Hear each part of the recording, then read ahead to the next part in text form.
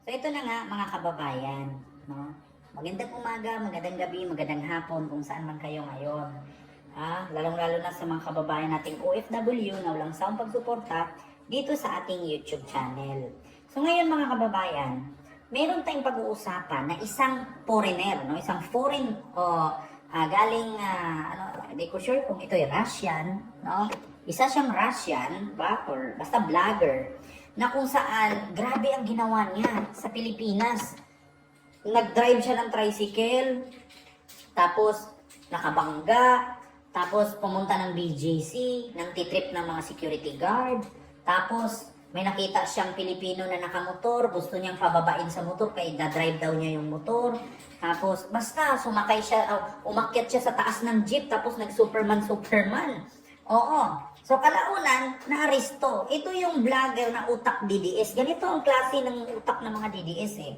Ito mga kababayan, vlogger na foreigner. Naku mga kababayan. Oo, naaresto. Ay Diyos ko. Ito yung vlogger na utak DDS. Ngayon mga DDS, nakita nyo na kung anong hitsura? Alam nyo na kung anong klaseng utak meron kayo? Ganito sa vlogger na to. Ito mga kababayan. To rob you if you keep walking away. Okay, because you got a COVID mask, you liberal. Ayan Hello. What are you gonna do?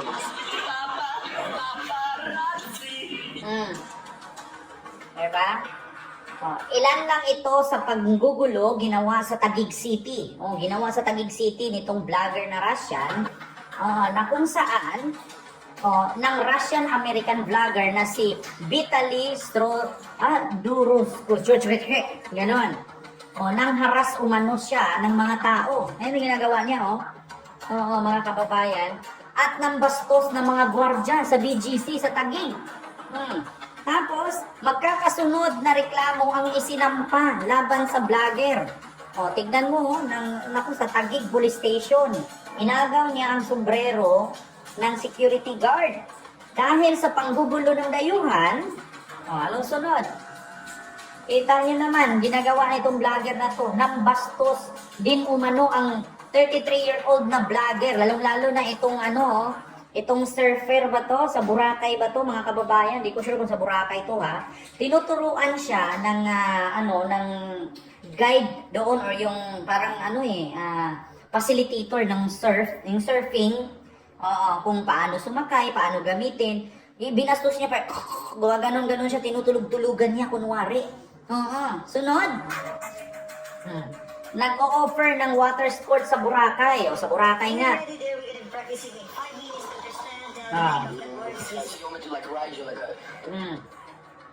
Binabastos niya. Sinabihan din daw niya ang kanyang followers na sirain ang negosyo. Naku, na sirain ang negosyo daw. Diyos ko po. Ngayon, mga kababayan, may mga nagko-comment sa pamamagitan ng fake online reviews. Halimbawa, pupunta siya ngayon sa kainan, halimbawa sa Jollibee or kung saang fast food yan. Kailangan, sa mga followers niya, pinapayuhan niya na siraan ninyo ang review, ang ganito, ganyan. So ito pa. Sa pamamagitan ng fake online reviews. Tapos nitong April 2, naaresto siya. Kung inaresto, di ko alam kung anong dahilan ng Crime Investigation and Detection Group or CIDG. Nako. Inaresto itong vlogger. Ayon kay Bureau Immigration Intelligence Division Chief Fortunato Manaha. Anong sabi? Dahil ito sa pagiging undesirable foreign national ng vlogger. Nakatakda siyang ipapadeport. Naku po. Ayan na nga. At blacklisted na rin siya sa Pilipinas. Naku mga kababayan. Kita nyo naman. The Philippine welcomes visitor from all over the world, but those who abuse our hospitality, ito ang sabi sa GMA News. And violate our laws will be held accountable. Harassment and disruptive behavior have no place in our society. At dagdag pa dito mga kababayan, itong vlogger na to, ay minsan na din pala itong inaresto sa Amerika. No, dahil sa panghihipo niya. Panghihipo niya sa naturang dalaga. At sabi nga dito, si Vitaly Durobitsky from all social media bullying in the Philippines. So, may petisyon din online para sa permanenteng siyang iban. Nako, mga kababayan, napakadami ng kanyang mga binabastos. Oo, Diyos mio Marimar. At ito pa, meron nang nakakita mga kababayan na meron ng verified signature sa 1,757 na mga nagpetisyon at nag-signature sa kanya na iban siya sa mga bansa na liliparan niya. Actually mga kababayan, ito yung ganitong klase ang utak ng mga DDS. Ganito klase ang mga DDS. Nakita niyo mga DDS, nagrally-rally. Ito nga speaking. Merong rally sa Mindiola. Ganito ang utak ng mga DDS. Sa totoo lang, itong vlogger na to, si Vitaly ba?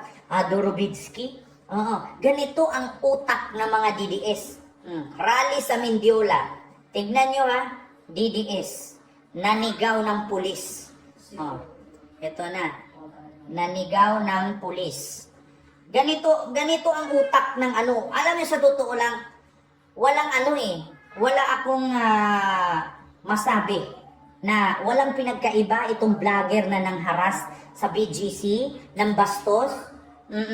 Ganito ang utak ng mga DDS. Rally sa Mindiola.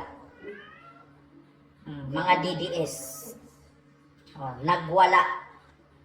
Naku, mga kababayan. Ito na. Ito yun, Kababayan nyo lang yung tension. Tumaas yung tension Kasi hapon namin di ba? Nagkagulo rally sa Mindiola kahapon sa birthday ni Duterte. Ayaw na talaga tumigil ng Luzon pag ibalik ng gobyerno sa Pilipinas si Duterte. Ganun sila ka bastos, hindi sila nakikinig sa mga pulis. Ito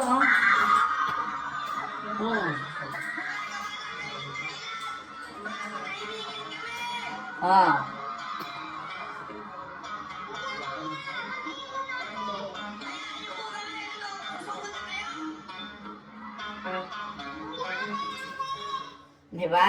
Yan ang utak ng mga DDS. Alam nyo, sa ginagawa kasi nila, nag-rally sila, nakakapurwisyo sila. Traffic sa kalsada, yung mga nagtatrabaho na relate sa ginagawa nila. Ganon sila, wala silang pinagkaiba dito sa vlogger, no? Na naaresto. Ay, Diyos ko po, mga kababayan. Tignan nyo ba naman yung ginagawa niya? Ito siya, Inaresto ng mga otoridad sa taghigang isang Russian vlogger na nag-viral online dahil sa umunay panghahara sa ilang Pinoy. Naabutan ng mga otoridad ang vlogger sa isang hotel sa Pasay City bago dalhin sa Bureau of Immigration. Nag-viral online ang Russian vlogger matapos daw mang-trip ng ilang gwardiya sa BGC. Pinangay pa umano ng vlogger ang isang industrial van ng isang restaurant para sa kanyang content. Ayan, Itinuturing ng Bureau of Immigration na nakita nyo naman, binitbit niya yung national ang vlogger dahil sa kanyang binitbit niya yung electric pan na doon galing sa fast food, tapos dinala niya sa loob ng ano ba yung hotel na yun, parang Shangri-La yata yun. Grabe. Nasa detention facility sa Camp Bagong Diwa ang vlogger bago siya ipa-deport. Wala pa siya ang pahayag. Inaresto ng mga otoridad sa Ayan siya, mga kababayan. Naaresto ang vlogger. Russian vlogger. Ganito, walang pinagkaiba ito sa utak ng mga DDS. Alam nyo yung mali? Yung feel free ka sa isang bansa, nadayuhan ka lang naman. Kaya tignan nyo, yung DDS na nagrally sa Qatar, akala siguro nila pag magwilga-wilga sila dyan, laban para kay Duterte, ay hindi sila huhurihin, hindi sila arestuhin, na hindi naman nila bansa yan at Ramadan pa.